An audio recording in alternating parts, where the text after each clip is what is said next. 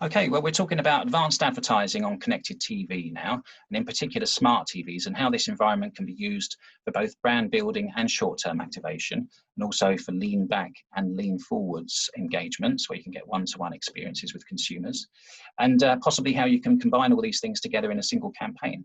And we have a campaign example from Germany. So I'm delighted to welcome Nick Dewar, who is the European Sales Director for Samsung Ads. We have Melanie Rupp, who's in charge of brand advertising and marketing for SEAT in Germany. And we have Annika Werder, who's the director for digital, and she's at PhD Germany, the media agency. So welcome to you all. Thank you. Thank you. So Nick, why don't you kick us off? I mean, just remind us why marketers are so interested in connected TV right now, because I know there's some interesting viewing trends and behavioural changes taking place. Yes, absolutely. So first of all, John, thank you very much for having me, and welcome to the sunny Surrey Riviera. I think to begin with, it's really important to just remind ourselves that TV remains the best way to build a brand. There's nothing really that compares. The challenge, however, is that with the advent of smart TVs, and by that what I'm specifically talking about is TV devices that are connected to the internet, has fundamentally changed the way that audiences are now using their TVs. And it's opening up new opportunities for brands to not only view the TV set as a vehicle for long-term brand building, but also short-term activation.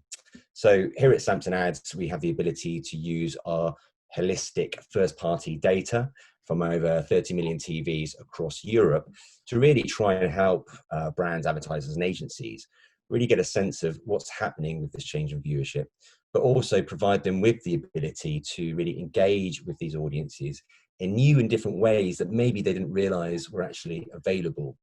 So if we look at what some of these different examples of changes in viewership look like, we can see that in the UK in Q1 in 2020, streaming viewership increased by around 45%. To the point where now in Q2 2020, from our latest data pool, we can actually see for the first time that streaming viewership has actually surpassed linear TV viewership, representing around 55% of total viewing time on the TV.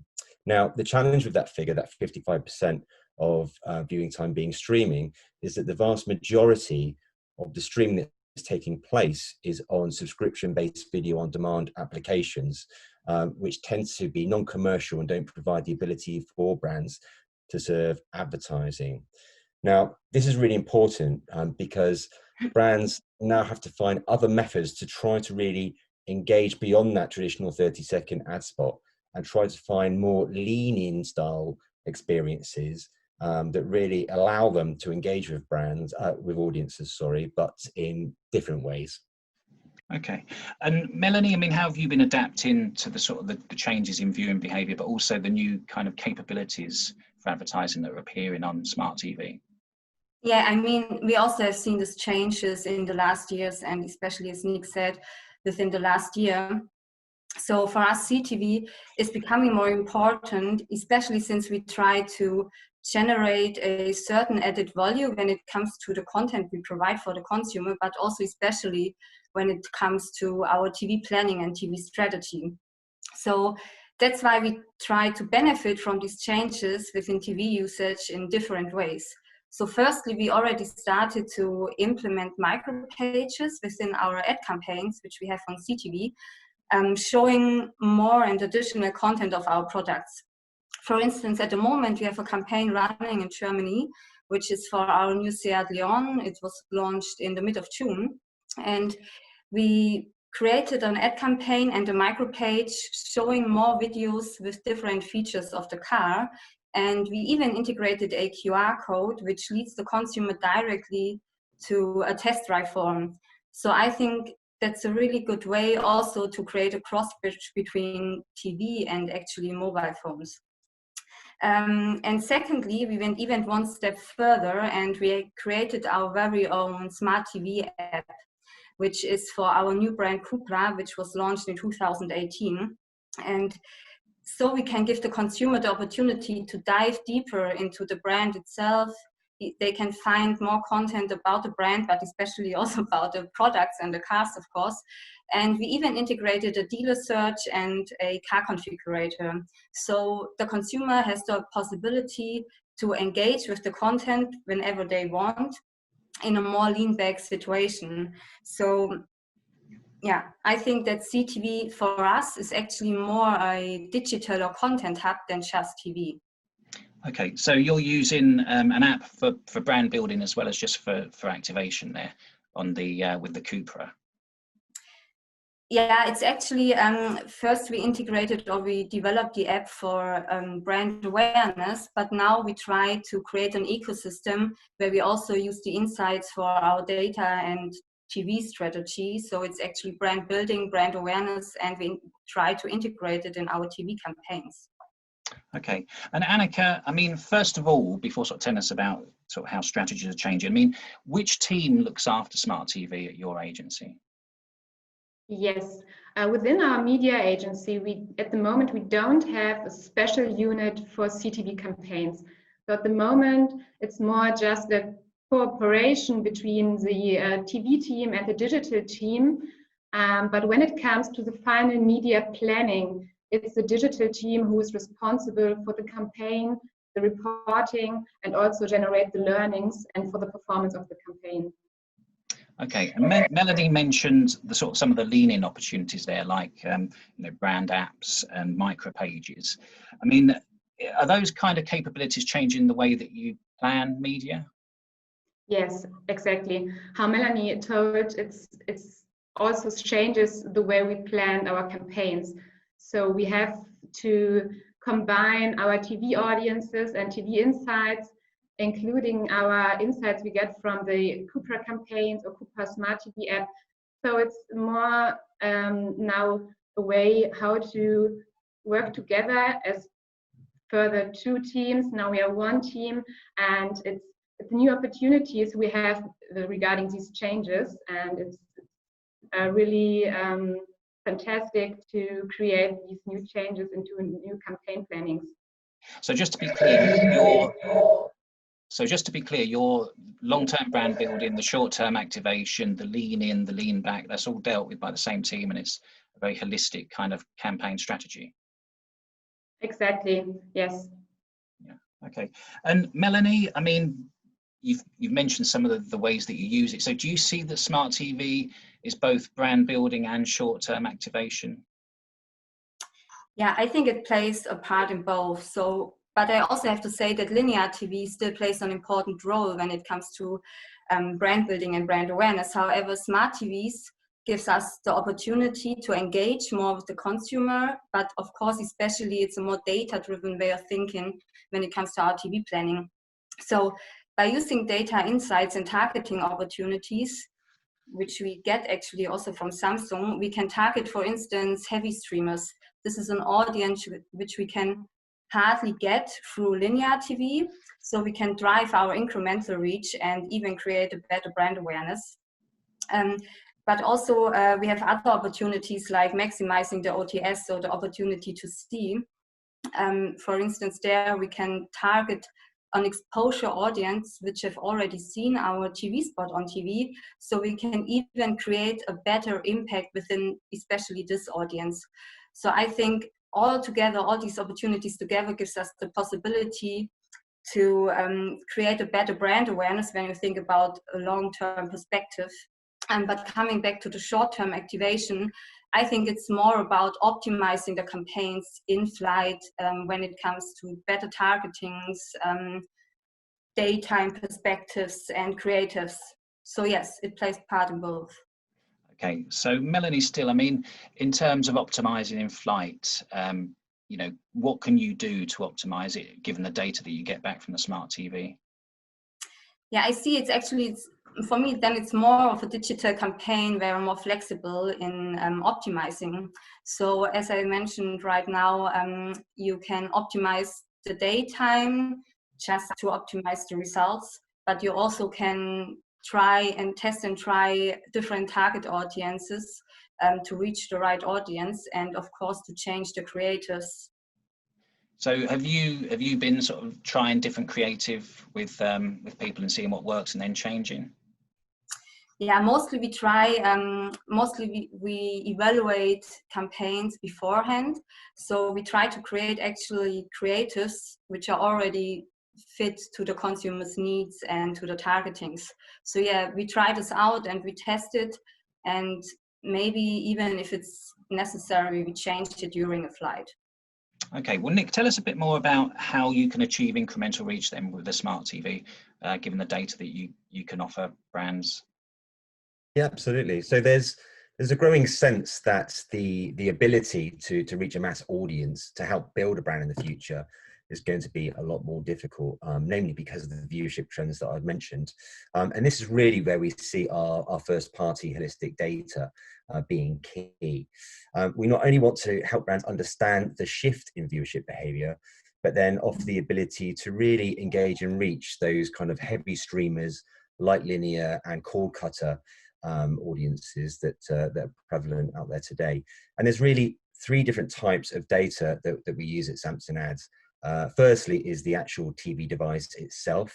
And by that, I mean, we can see that the size of the TV that the content's being viewed on, the year of the TV, how old it is, but also the apps that are being engaged. Secondly, it's the devices that are being connected to the TV. So is it a set-top box? Is there a streaming stick involved? Or is there a gaming device, for example? And thirdly, and arguably most importantly, is our ACR data, which stands for Automatic Content Recognition. And this is our double opted-in data that we collect from our smart TVs to really better understand the content that's being consumed behind the screens at a glass level. Now, the way that this technology works is it's essentially taking a second-by-second screenshot of what's being viewed on the TV and then matching that to a server, which enables us to understand, is the content that's being viewed a linear ad, a channel, a program, or a video game? Using that data then enables us to get a better sense of which of our TV devices have been exposed to the linear TV ads. And then, of course, using that data, we can then reach and target audiences that we know haven't seen the linear TV spot. So at the end of the campaign, what we then can do is have the ability to provide brands and agencies with two things. One is a kind of measurability report on deduplication to try to understand of the TV devices that have viewed the linear TV ads or 30-second TV spot, where else have they seen it on VOD or our native engagement ads? And then secondly, to try and provide a bit more richer data around an audience profile of who's actually seen the ad. So what I mean by that is when we look at the 30-second ad spot, let's provide brands and agencies with a better view of who that viewer is. You know, what else are they watching?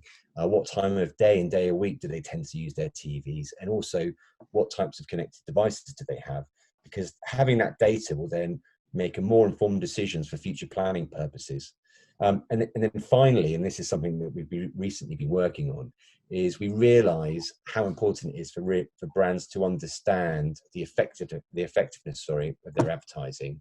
And so for this, we've been conducting tests with Kantar to really try to provide accredited brand survey methodologies using the benefits of a smart TV to activate within a short period of time. From the tests that we've run so far, they've been highly successful, and it's something that we'll be looking to roll out over the next few weeks, because we realize it's not just about the qualitative data, but it's quantitative as well. Okay, and just very quickly, if I wanted heavy streamers, then how would you help me find them? Yeah, so using that TV device data in particular, we can see the amount of time that's being spent on those particular services, and then we can actually create a segment of TV devices that we know are spending a vast majority of their time in those app environments, and then provide the ability to reach those audience using our native engagement ads. So when I talk about the native engagement ads, these are very different to the kind of traditional 30-second TV spots that the brands are used to. These are ads that sit within the Smart Hub menu of our TVs. So from the moment a consumer turns on their TV and is in that decision-making framework about how they want to be entertained, the brand can appear next to the various different streaming services that are available on our service, so that the brand stands out, and you then have the ability to then click through to environments that Melanie talked about, such as microsites and the like. Okay, and Annika, I mean, how do you measure success for a campaign that's in the smart TV environment? The measurement is really, really important regarding CTV campaigns, of course. So we are measuring the success of the campaigns regarding different KPIs like impressions, clicks, CTRs. But of course, we need the help, or we have the help of the audience insights from Samsung. So because of these insights, we are able to have deeper insights of our audiences, of their user behavior. And with these audiences, or with these data, we are able to optimize our campaigns. So for example, we know which audience, in what the audiences are interested, and we build targetings regarding these interests. And of course, we also measure the incremental reach regarding our linear TV campaign and our CTV campaign, which is really, really great, or a really helpful KPI to measure the success of the campaign. And for example, during our last Tarako campaign at the beginning of the year, we reached about 73% incremental reach during this campaign, and this is a great number. Okay, so is incremental reach usually the first or the primary metric that you're looking for? Yes. Yes. Okay, and I mean, you know, Nick just told us about a lot of the viewing data and the engagement data that you can get back. I mean, how have you been using that to sort of, I don't know, sort of help develop your general media strategy? So maybe not even just in the connected TV environment. That's Annika. Oh, sorry? Yeah, so I mean, Nick was telling us about the sort of data that you can get back from smart TVs. He gave us quite a detailed outline of that. I mean, how can you use that for your sort of wider media strategy? So even looking beyond smart TV. Yes, of course, we are using the data regarding our linear TV. So we get insights from the CTV campaign about our TV approach. So when we get insights about the audience insights, so we also measure this into our TV campaign regarding the TV surroundings. So if someone is interested in racing and into a special program, we also complete this into our TV campaigns and TV campaign planning. So if I was interested in racing, would that sort of get me into a segment for the Cupra, for example? I mean, how did you build the segments for these campaigns, for the Cupra or for the Leon? Yes, the base is our target group. Cupra is a performance car brand. So of course, our target group is based on interest in racing and so on. And this is a base for building our targetings to reach our target group for this special campaign. Okay, and Melanie, is there anything extra, I mean, in terms of what you've done as the brand to sort of develop your wider media strategy based on data and feedback that you've achieved in the smart TV environment?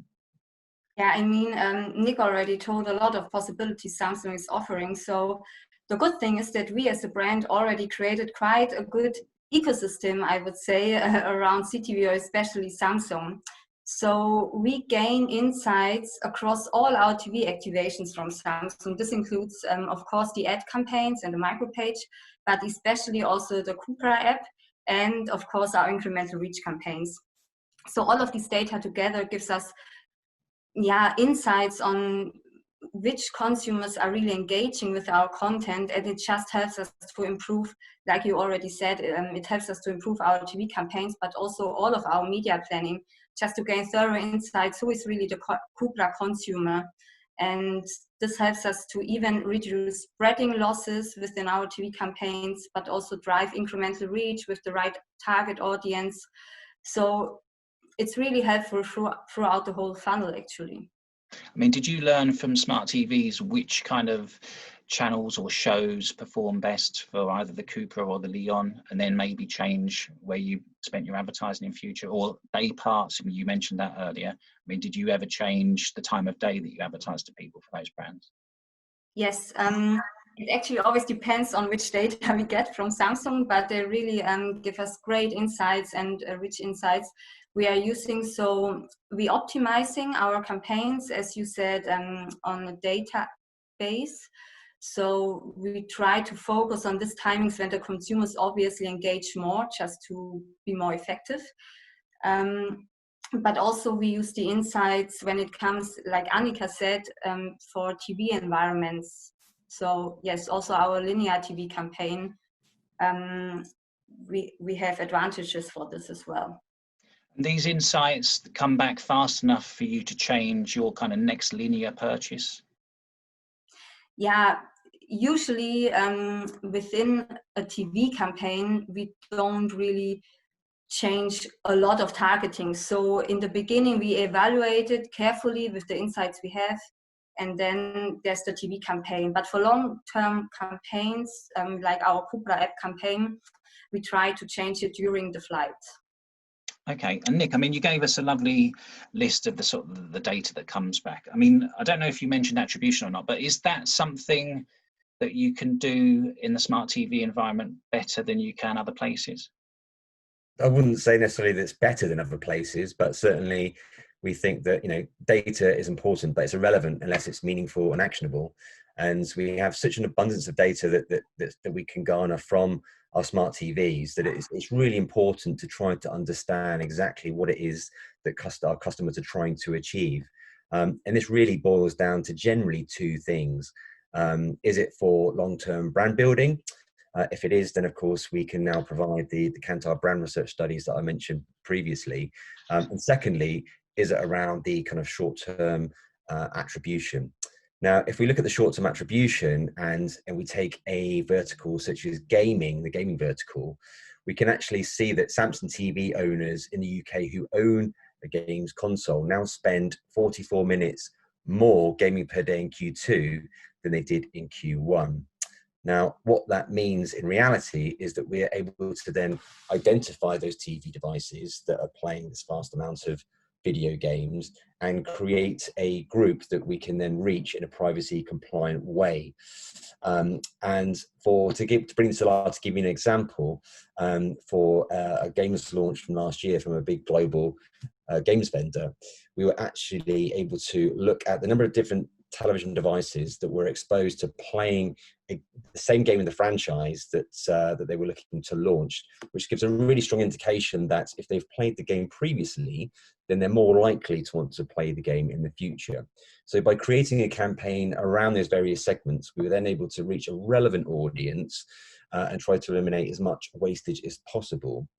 And then at the end of campaign results, we were then able to analyze how many of those television devices were playing the new game that were exposed to the ad that we served on our native engagement ads. So we could see that of the 300,000 TVs that were exposed to the Samsung ads campaign, the ACR technology enabled us to see that 10,000 then went on to play the game. Now, of course, there are many factors contributing to someone wanting to go and purchase a game. It's not just down to Samsung ads, but the very fact that we can use our own first-party data and work with that gaming vendor to try and understand the impact of the advertising that it's had on our Samsung smart TVs. We were able to look at the price of the game compared to that 10,000 ACR data points and figure out that, you know, the ROI was roughly around £500,000, which at least gives that brand marketing manager something of an indication in which to base future decision making. In the case of the autos vertical, we know that, you know, it's a longer decision making process. And one of the things that we talk to SEAT about in PhD in Germany is around, you know, the ability to sign up for test drives. So in that kind of environment, we're using different data signals and then the ability to really allow the TV viewer to click from our native engagement ads into a microsite type environment where they can then sign up to have more information. And that the importance of that is it's on the user's term in that lean install environment. Okay, so that's fascinating stuff, and a great example of how the ACR really plays into it as well, the sort of holistic view from the glass level. I mean, just in terms of the future of connected TV generally as an advertising channel, I mean, how do you see it playing out now? We can only see it going one way at the moment. As more people are buying smart TVs, Samsung doesn't sell any non-smart TVs now, and I think it's pretty much the same for most manufacturers.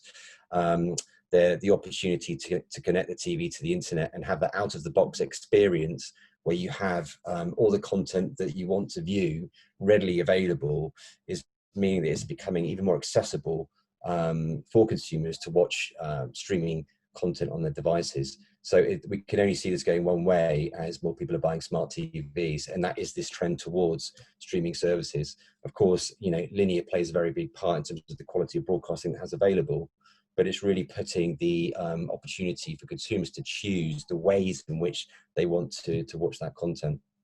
Okay, and the future of AVOD as compared to SVOD, for example. I mean, we've watched SVOD take off for years, and one of the big worries for marketers is that they might lose eyeballs behind, you know, non-advertising environments. I mean, how do you see that working out?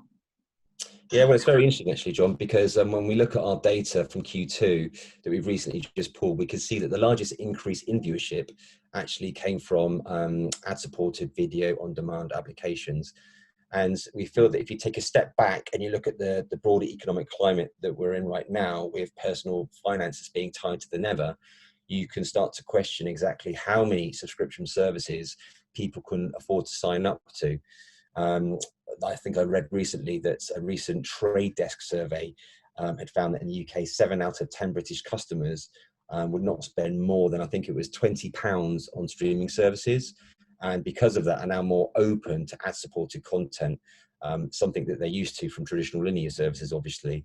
So for us, we certainly expect to see an increase in viewership with regards to ad-funded video on-demand models. Okay, well, let's finish with some advice for anyone who's creating a connected TV campaign strategy. And we'll ask both Annika and Melanie, but Annika, you go first. Yes, of course. We use this data is really, really important. We use the data to optimize our campaign in a cookieless society so far. So we are using this data to optimize our CTV campaigns. Of course, we are gaining insights from the Cupra app campaign, and we have the possibility to point out the users who visited our Cupra app within our CTV campaign. And so this is a really, really good way to optimize the campaign with the help of data and point out the message which we want to give the audiences. And the data also give us the possibility to learn something about the audiences. So what are they interested in and what they are watching, what they are doing. So these data are really, really helpful. Okay, and Melanie, just to wrap us up, is there any other advice that you would give anybody? Yeah, I mean, from a brand perspective, I think that CTV should be a crucial part within the TV planning. But actually, I think you have to start connecting linear TV with CTV and utilize the best of both worlds. And as Annika already mentioned, use data insights to drive incremental reach and create even better brand awareness. But also think about the content you create for the consumers and create content which they benefit from, so that you can create actually a TV experience and create a better engagement between brand and consumers. Okay, well, that's a lovely place to finish off. So thank you very much, everyone, for your time. And it was great talking to you. Brilliant. Thank you very much, John. Thank you. Thank you.